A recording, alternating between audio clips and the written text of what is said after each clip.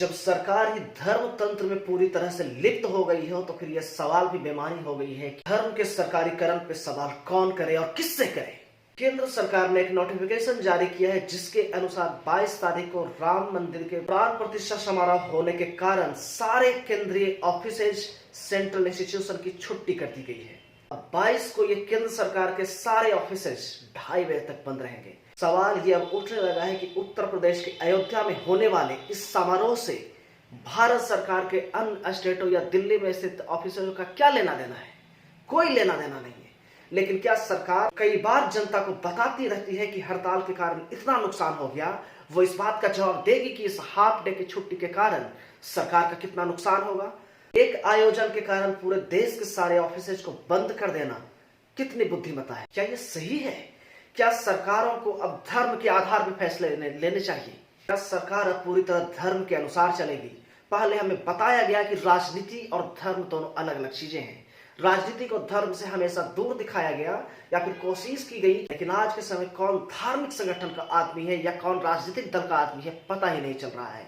ये भारत में धर्म तंत्र की स्थापना का दौर आ गया है जहां लोकतंत्र के लिए कोई जगह नहीं बची है।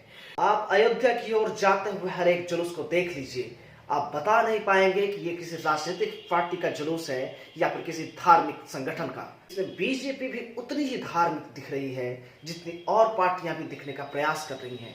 बीजेपी ने अगर रामलला के नाम पे लोगों को निमंत्रण पत्र बांटे, वहां के लिए पूरी तरह के माहौल को राममय कर दिया, तो दिल्ली में अरविंद केजरीवाल की पार्टी ने भी हर मंगलवार को सुंदरकांड का पाठ कराने का आयोजन किया है। क्या सरकारों के पास अब और कोई काम बचा नहीं है? उनके पास सिर्फ धर्म को बढ़ावा देने या धार्मिक आयोजनों का वक्त है, लेकिन उनके पास सड़कें, नालियां, गलियां, बिजली, इन सब का काम अब खत्म हो गया है। जनता हर बार सरकारें इस बात पे चुनती आई कि वो उनके लिए विकास करेंगे, उनके अधिकारों की रक्षा करेंगे और उनके लिए जो भी हो सकता है बुनियादी सुविधाओं की व्यवस्था करेंगे। लेकिन सरकारों ने अब लगता है ये काम त्याग दिया है। उनके पास सिर्फ एक धर्म का और सिर्फ एक धर्म का काम बच गया है। प्रधानमंत्री मोदी की इस समय की हर एक तस्वीर देख लीजिए, वो इस समय मंदिर मंदिर मंदिर मंदिर कर रहे हैं। कभी इस मंदिर में दर्शन करने जाते हैं, कभी उस मंदिर में। वो लग ही नहीं रहा है कि वो भारत के प्रधानमंत्री, ऐसा लगने लगा है कि वो किसी धार्मिक संगठन के नेता है। इस दौर में दिल्ली की अरविंद केजरीवाल की पार्टी कहां पीछे रहने वाली थी? वो मुख्यमंत्री जो कि IIT से पढ़कर आया, जो कि सिविल सर्विसेज की एग्जाम जिसने दिए, उसकी पार्टी ने यह घोषणा की है कि दिल्ली में हर मंगलवार को सुंदरकांड का आयोजन होगा और उनकी पार्टी के लोग सुंदरकांड का आयोजन करवाएंगे हर मोहल्ले में।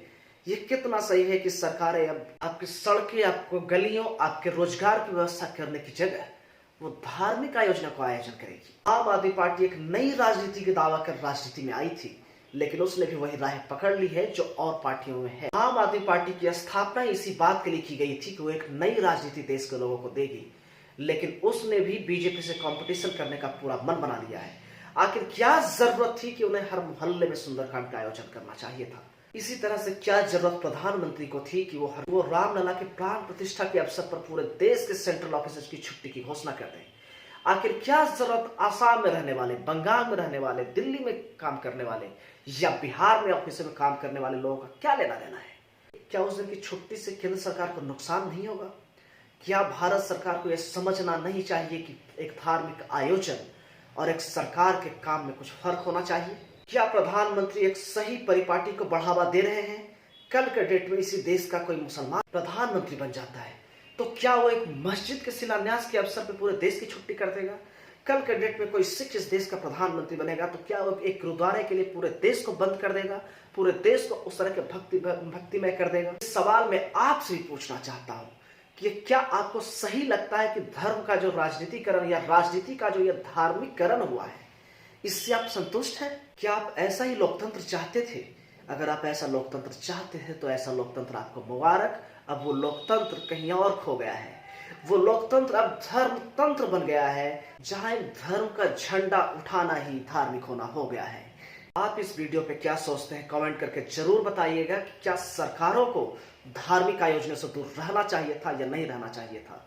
शंकराचार्यों ने भी इस बात पे आपत्ति जताई कि प्रधानमंत्री वहां क्यों जा रहे हैं, और अगर प्रधानमंत्री वहां प्राण प्रतिष्ठा करेंगे तो हम क्या ताली बजाएंगे? जब बड़े बड़े धर्माचार्यों को इस बात से आपत्ति है तो आप जनता को क्यों नहीं है? आप ही तो 5 साल के लिए इन सरकारों को चुनते हैं ताकि वो आपके विकास के काम करे? क्या आपने इस बात के लिए चुना था कि वो आपके लिए धार्मिक आयोजन कराए? अगर आपने चुना था तो ये धर्म तंत्र आपको मुबारक। बाकी कमेंट करके आप जरूर बताइए कि जो सरकार का धार्मिकीकरण हुआ है, या यूं कहें धर्म का जो सरकारीकरण हुआ है, इस पे आप क्या सोचते हैं? वीडियो अगर अच्छा लगा हो तो इसे लाइक, शेयर और चैनल को सब्सक्राइब करना ना भूलें। हम मिलेंगे आपसे अगले वीडियो में, तब तक के लिए नमस्कार।